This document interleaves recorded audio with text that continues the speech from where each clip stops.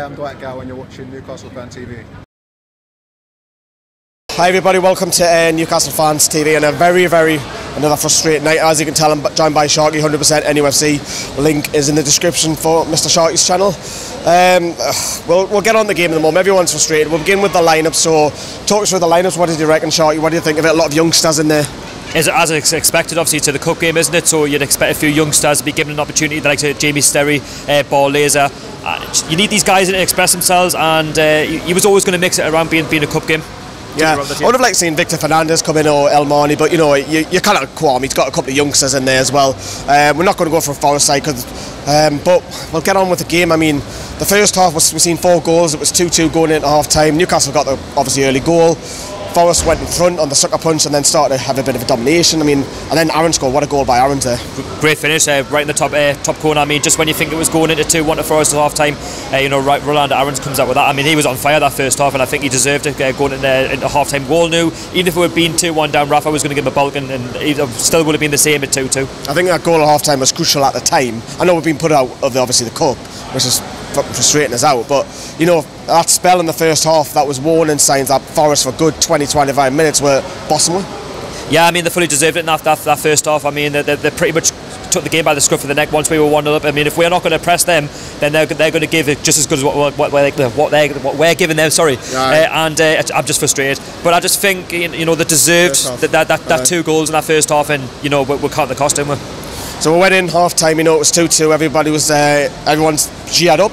And then we came out in the second half and it was practically, and fair play to Forest, the sucker punch of an extra time, but that second half was all predominantly by a 10-minute spell, all the tune, and ultimately that cost us. Yeah, second half Newcastle were much better. It was more like Newcastle, but just were lacking the final third, the creativity from the midfield. I mean, you can't fault the lads putting the ball into the box and whatnot, but it's just that final third that we're lacking. It's the same could be said against Huddersfield away, but it was always going to happen. If you don't take your chances, you're not going to pay for it. And yeah. And then we're seeing it extra time. I haven't still had my hopes up, and then late in the first half, they scored through a corner. We're seeing Darryl Murphy got a nice reception, so nice for Darryl Murphy. But all in all, it's frustrating. Everyone's down in the dumps. We've done the fan cams. Everyone's frustrated. We got put out. We couldn't get that killer goal at the end. A couple of boos I heard round for the first time as well. About it. I don't know whether that was for the referee or not. Who knows? But I'll tell you what. Before we talk about the game in general, let's get some reaction from Rafa Benitez. I think it's this kind of games that that something is wrong when you have so many chances and you have to play extra time that you didn't want to play extra time. You have to play extra time and then you lose. So too many chances and we didn't take these chances and we pay for it.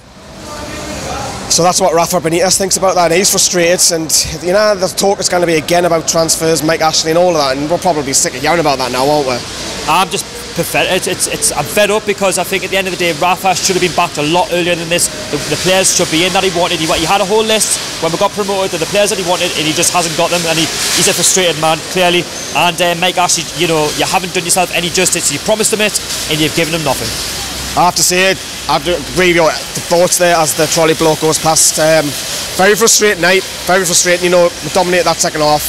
That was key for me. I know we went extra time and we didn't really win it, but for me that was key, because if we had done it there, that would have been game over. We scored there, but we're going to the cup, and some people might say it's a blessing in disguise because we're now focused on the Premier League. But I'm one of them fans, that likes that distraction, take the pressure off the Premier League, play the kids, and you have to ask yourself the question, Sharky, are the kids good enough? Are the reserve side good enough? Well, from what we've seen tonight, clearly not. I mean, Nottingham Forest, again, they deserve their win.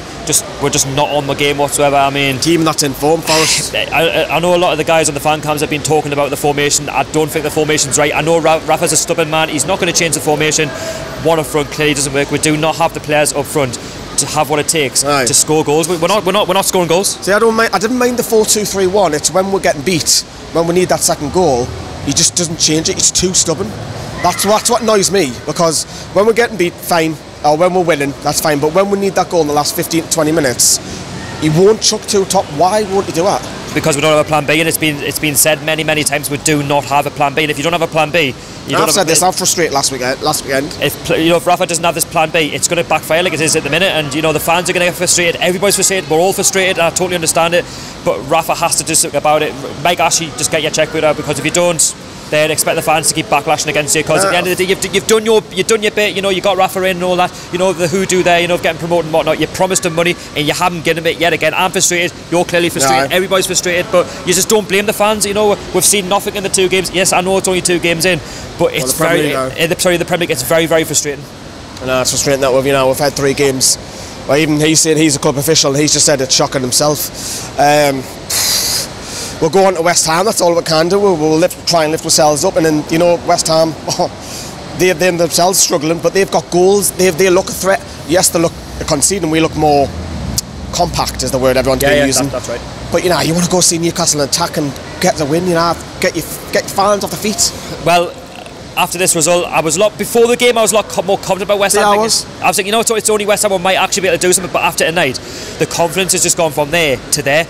But as fans, we've got to remain positive. Yes, we've been beaten off Nottingham Forest, but you just never know. Yes, West Ham, they've lost a couple of games themselves, but at the same time, you've got to be realistic. They've got a very good team. They've got Hernandez, they've got Poachers, and if we aren't careful at the back, if we're not on the game, But I think at the same time, we've got to remain positive. Let's just get behind the team, back Rafa Benitez, and let's just get 52,000 fans and just get behind that team, and just give the lads something. And if the lads do that, if we get a point on the board, we'll go from there. You know what I mean?